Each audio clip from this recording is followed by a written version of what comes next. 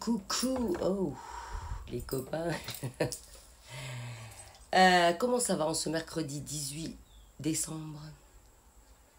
On est pile à un mois de mon non-anniversaire. Alors, ah, tiens, l'électricité est revenue. Super, c'est mon imprimante qui me donne l'info. Donc, oui, on n'avait plus d'électricité. Alors, donc, cette semaine, justement, j'aurais voulu aborder un sujet un petit peu particulier que j'ai pas vu beaucoup être abordé dans les vidéos, mais qui est quand même important et puis que je pense que beaucoup d'entre vous s'en sont aperçus, mais personne n'en parle. Et au-delà de ne pas en parler, personne ne boycotte en fait, personne ne dit rien, c'est devenu comme une espèce de fatalité en fait, tu vois. Et il s'agit de quoi? Eh ben, il s'agit de la médiocratie. Il s'agit de la médiocratie du système, de la médiocratie ambiante générale et surtout de l'incompétence du système. Enfin, tout est absolument calqué sur ce gouvernement qui est bon à rien. Alors, eux, non seulement ils sont bons à rien, mais enfin, je veux dire, ils font les bons à rien. Tu vois, parce qu'ils savent très bien qu'ils nous la foutent à l'envers, ils sont pas complètement débiles, tu vois. Mais malheureusement, cette espèce ils nous font croire qu'ils sont incompétents, et cette espèce de vague d'incompétence là, ben, j'ai l'impression que ça impacte à peu près tous les corps de métier administratifs en l'occurrence, et au-delà. Alors je m'explique. On boit un coup d'abord. Nous sommes tous, il me semble, hein, enfin, par rapport aux récits que j'entends régulièrement autour de moi, en fait, que ce soit les services sociaux, que ce soit les services tout court, comme les opérateurs téléphoniques. Alors je vais nommer personne pour l'instant, mais si le coquin de bon Dieu, comme dirait l'autre, me prend un de ces quatre, je vais commencer à nommer à lâcher des noms. Parce que il y a carrément des fois, au-delà de l'incompétence, c'est carrément de l'impolitesse et et on a affaire à des gens mal polis, quoi. Voilà. Moi, j'ai quand même eu une opératrice de la Poste qui m'a raccroché au nez alors que je lui disais, Madame, attendez, je vais vous expliquer. Elle voulait pas que je lui explique, en fait. Voilà. Alors que je suis restée polie, je n'ai insulté personne. La meuf m'a raccroché au nez. Donc, voilà. Alors, je trouve que dans la majorité des organismes, on a affaire à des gens qui connaissent pas leur travail. Voilà. Mais dans à peu près tous les corps de métier, hein, je veux dire que ce soit... alors, bien évidemment, je généralise. Je dis pas que c'est tout le monde. Mais malheureusement, je pense que le petit pourcentage qui est compétent empathie, je veux dire. C'est-à-dire que c'est eux qui... ils peuvent rien faire, que ce soit dans l'éducation nationale, que ce soit dans l'administration, que ce soit dans les services publics ou privés. C'est incompétence sur erreur, sur voilà, et après on se retrouve devant une espèce de fatalité en tant que consommateur, client, victime en fait, à devoir payer les conneries des gens qui dans les bureaux ne savent pas bosser en fait. Moi par exemple avec mon opérateur téléphonique que je ne nommerai pas là en ce moment, j'ai deux discours différents en fait. J'ai des gens d'un côté qui me disent au téléphone et par message que je ne leur dois rien. Et à côté de ça, j'ai une autre partie de service mailing qui m'envoie des avis de contentieux et des mises en demeure de payer des sommes que je ne dois pas. Je fais quoi en fait? Je veux dire, je leur ai mis sous le nez, c'est plus qu'une évidence, preuve à l'appui, que c'est dû à l'incompétence de je ne sais pas lequel ou laquelle dans les bureaux. Mais au final, c'est moi qui suis menacée de restrictions de débit. c'est moi qui suis menacé de coupure, et c'est moi qui suis menacé de contentieux. Et j'ai la même chose avec mon assurance auto. Voilà. J'ai absolument aucun interlocuteur depuis des mois. Ça fait des mois que je demande, est-ce que je suis assuré? Quel véhicule est assuré? Parce que j'ai eu plusieurs véhicules, je les ai tous vendus. Hein. Euh, on en est où? Donnez-moi des infos. C'est silence radio. Personne ne parle. Et un beau jour, on t'appelle pour te dire, pour te donner une mise en demeure, en fait. Et c'est même pas eux qui t'appellent. Hein. C'est carrément le cabinet des huissiers, tu vois. Alors que c'est eux qui ont fait des erreurs. Que toi, tu as tout bien fait comme il faut. Tu as mis en place le prélèvement automatique, machin. Tu as une incompétente qui a pas été foutue de faire une signature électronique pour accepter le truc. Et ça te fout dans la merde pour le restant de tes jours, quoi. Et c'est tout comme ça. Hein. Je veux dire, c'est absolument tout comme ça, quoi.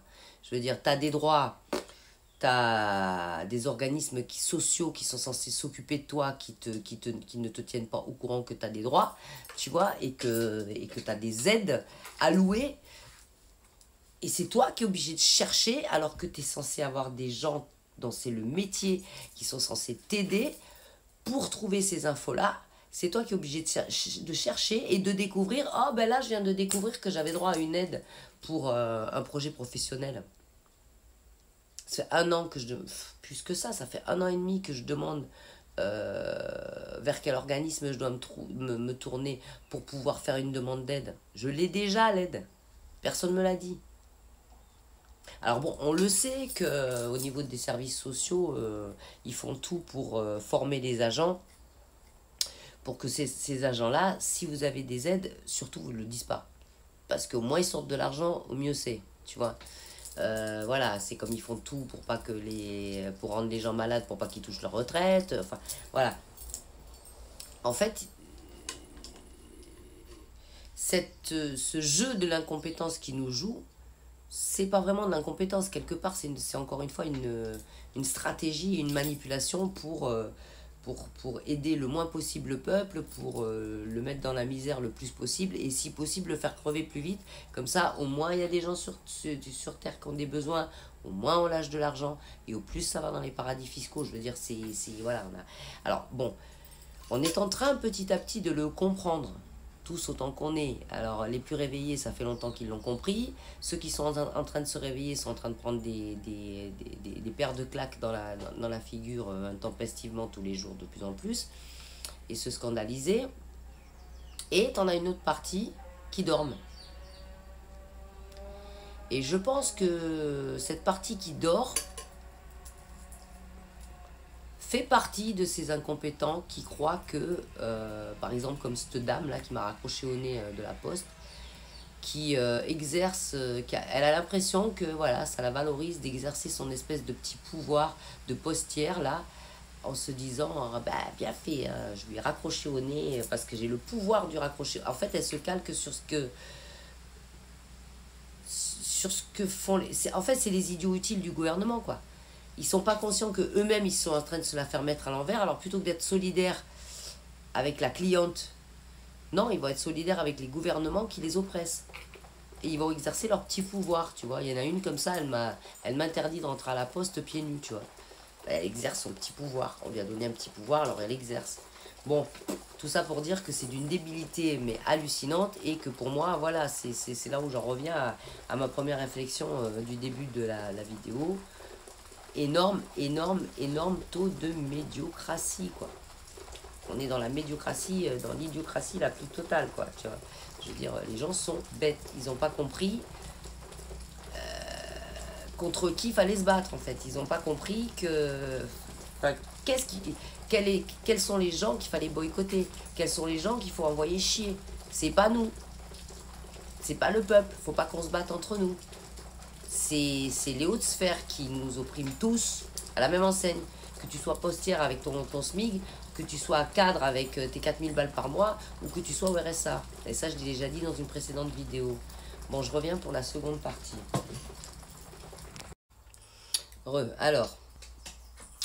Alors au-delà de l'incompétence, il y a aussi des corps de métier où c'est devenu carrément, bah, c'est passé dans les mœurs, c'est devenu complètement normal qu'il y ait de l'arnaque en fait. Voilà, tu vois, je pense aux compagnies d'assurance, bien évidemment, parce que j'en suis victime en ce moment complètement avec une compagnie d'assurance que je vais pas tarder à nommer parce qu'ils sont en train de me foutre dans une merde, pas possible. Mais bon, voilà. Et puis d'ailleurs, ils ont des sales commentaires. Mais pas que. Je veux dire, par exemple, alors, bien évidemment, il y en a des très bons, encore une fois, je n'incrimine pas tous les, euh, les travailleurs dans ce corps de métier-là, mais tu es d'accord avec moi, que ce soit en France, ou en Guadeloupe, ou c'est pareil, tout ça, tu galères pas grave pour trouver un bon mécano. Les mécanos, ils n'ont pas la réputation, même les gars le disent, quoi. Ah bah ouais, bah, si t'es une femme, ils te voient arriver, ils essayent de te, alors ils essayent de te vendre des réparations qu'ils n'ont pas fait, de te vendre des pièces qu'ils n'ont pas changées. Combien il y a de nombre de cas comme ça, quoi. Tu vois? Mais dans enfin, quasiment tous les corps de métier. Moi, il m'est arrivé une anecdote, là, je vais te la raconter vite fait, en fait, sur une voiture. Le problème, ça a été les dommages collatéraux. Ici, on a des pompistes, en fait. Il y a c'est les mecs qui te mettent de l'essence encore, comme à l'époque en France. Maintenant, c'est automatique, enfin, tu sers, mais à l'époque, on avait des pompistes. On a toujours des pompistes en Guadeloupe. Euh, c'est pas arrivé qu'à moi, en plus. Ma précédente voiture, avant celle que j'ai là, en fait, moi, je suis pas mécano, hein, je suis artiste, donc voilà. Cette voiture, j'ai payé une assurance pendant des mois, donc ça, enfin, tout a contribué à me foutre dans la merde, mais de base, c'est parti de ce mec-là, en fait, qui s'est carrément planté à la pompe à l'essence, c'est son boulot, et le type m'a mis de l'essence au lieu de me mettre du gasoil. La voiture démarrait plus, moi je savais pas ce qu'elle avait, personne trouvait, j'ai appelé des mécanos qui n'ont rien compris non plus, parce qu'ils n'ont pas cherché ou parce que je sais pas quoi. Donc en fait, d'incompétence en incompétence, en flemme de chercher, en je sais pas quoi, je me suis retrouvée avec une bagnole pendant 1 an sur les bras, à être obligée de payer une assurance, plein pot, parce qu'ils ont refusé de me faire l'assurance parking, cette bonne, brave compagnie d'assurance, tu vois.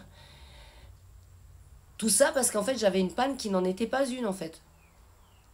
La voiture fonctionnait. Et ça, je m'en suis aperçu au bout d'1 an, le mois dernier, quand j'ai revendu cette voiture. Parce que la personne à qui je l'ai revendue, elle l'a fait vérifier par un mécano compétent, celui-là, pour le coup, et qui, lui, a trouvé la panne. En fait, c'est juste que le pompiste s'était planté de carburant. Est-ce que tu t'imagines les dommages collatéraux quand tu es dans la merde? Voilà. Alors bon, tout ça, je vais pas les énumérer, je vais pas énumérer tous ces corps de métier et tous ces gens qui touchent des putains de salaires pour faire de la merde en fait et foutre les autres dans la merde. Non, je vais juste faire appel à toi et te dire, à un moment donné, c'est pas une fatalité. On paye pour des services. Ces gens-là, s'ils mangent, c'est grâce à nous. D'accord? Donc, faut arrêter de se laisser faire. Faut arrêter de se laisser faire, faut revendiquer nos droits, faut pas se dire que c'est des fatalités et dire, voilà, tu vois, c'est un peu comme les octrois de mer, quoi. Tu vois, ça c'est pareil. En Guadeloupe, on a l'octroi de mer. Alors tu commandes un colis, tu payes déjà super cher parce qu'il y a les frais de port qui sont énormes parce que bon, on est quand même à l'autre bout de... Si on commande en France, par exemple, on est à 8000 km, donc voilà, t'as des frais aériens et compagnie. Mais t'as aussi des taxes douanières qu'on se demande pourquoi en fait. T'as payé toutes tes taxes. T'as tout déclaré. T'as payé tous les TVA, les machins, nanana. T'as un colis qui coûte 50 balles. À l'arrivée, il te demande, entre les frais de port et les taxes de douane, il te demande 70 balles. C'est-à-dire que la majorité des gens, ils payent plus cher de frais que de contenu de leur colis. On en a marre. À un moment donné, il va falloir arrêter de se laisser marcher dessus comme des paillassons. Ils nous foutent volontairement dans la merde. Ils vont finir par nous mettre dans la merde. On va finir par tous plus arriver à bouffer, à payer notre électricité, à payer nos affaires et tout ça parce que il y a de l'abus, de l'incompétence, du foutage de gueule et tout ça machin. À quel moment on va boycotter tout ça? Alors je dis pas de sortir dans la rue, non, ça sert à rien. La preuve en est, depuis les gilets jaunes, on se fait taper sur la gueule par des CRS. Hein. Ça ne sert absolument à rien. Mais par contre, le boycott... Parce qu'un jour ou l'autre, hein, on ne pourra plus se servir de tous ces services-là, je veux dire. Le service de livraison de colis, le service de fourniture d'opérateurs téléphoniques, internet et tout ça, le service d'assurance auto, parce qu'en plus quand tu as un accident, tu n'es même pas sûr que tu es couvert. Tout ça, un jour, ça ne marchera plus. Donc avant qu'ils nous foutent tous complètement dans la merde, pourquoi on boycotte pas tous? Pourquoi on les dénonce pas tous? Il y en a marre de la fermer face à cette incompétence de tous ces corps de métier et tous ces gens qui se foutent ouvertement de nos gueules, quoi. Ah. Parce qu'ils se calquent sur nos gouvernants, hein, je veux dire. Hein. Alors on est là à se plaindre, ouais, Macron il se fout de notre gueule, mais il n'y a pas que. Je veux dire, alors lui il se fout de notre gueule, mais nous on se fout de notre gueule entre nous, en fait. Tu vois? Donc à un moment donné, moi je dis stop, stop, stop. Et moi ça fait quelques années, je ne me laisse plus faire et j'essaye d'aller jusqu'au bout pour revendiquer mes droits.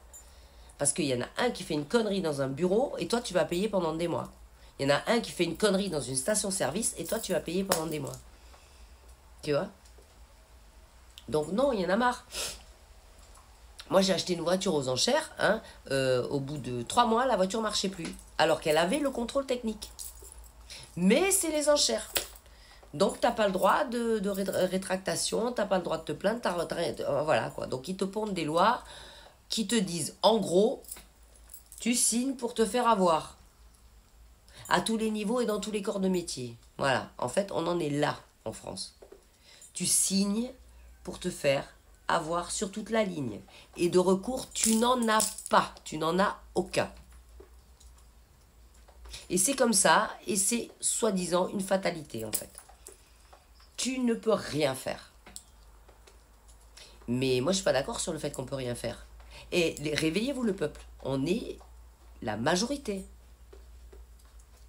Face à ces lois, au-delà des lois qui nous pondent des 49.3 ou tout je sais pas quoi, mais face à ces méthodes de fonctionnement du système et des bureaux et de tous les corps de métier, merde, on a des droits.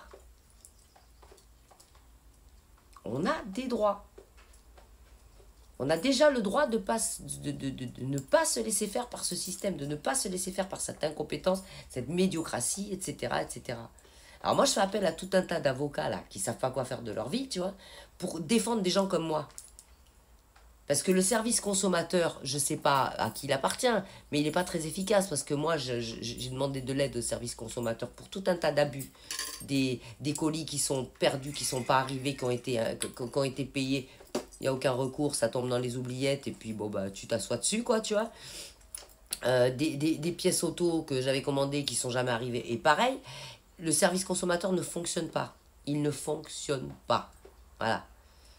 Donc, à un moment donné, eh ben, si vous avez des idées, va falloir arrêter ça. Va falloir arrêter ça et boycotter d'une façon ou d'une autre. Alors, moi-même, je cherche des solutions. Je vous invite à faire de même. Mais dans tous les cas, la solution de se laisser faire et de se dire c'est une fatalité, ça marche pas. Alors, il faudrait qu'il y ait un peu plus de gens comme moi qui gueulent. Hein, voilà, qui gueulent. Enfin, je gueule pas, mais je veux dire qui vont jusqu'au bout de revendiquer leurs droits. Voilà. Qui se disent pas, oh bah finalement, bah, c'est bon, je vais payer parce que d'envoyer des mails et de faire des recommandés et machin, ça va prendre trop de temps, c'est trop fastidieux, machin. Non, faites-le de plus en plus, il y en a marre. Parce que sinon, ça va être de pire en pire. Ça va être de pire en pire. On va nous envoyer les huissiers pour tout et n'importe quoi. Voilà. Donc, je vous demande, enfin, je vous fais appel à vous pour réfléchir à tout ça, parce que on s'en va dans une espèce de dictature, mais à tous les niveaux là. Et le problème, c'est qu'il y a une partie de la population qui a encore un petit peu de taf, qui marche dans le truc, et ça va pas du tout, quoi. Voilà, donc sur ce, je vous souhaite une bonne semaine et sur la médiocratie, je vous dis à la semaine prochaine pour un autre sujet. Prenez soin de vous, des bisous, bye, yes.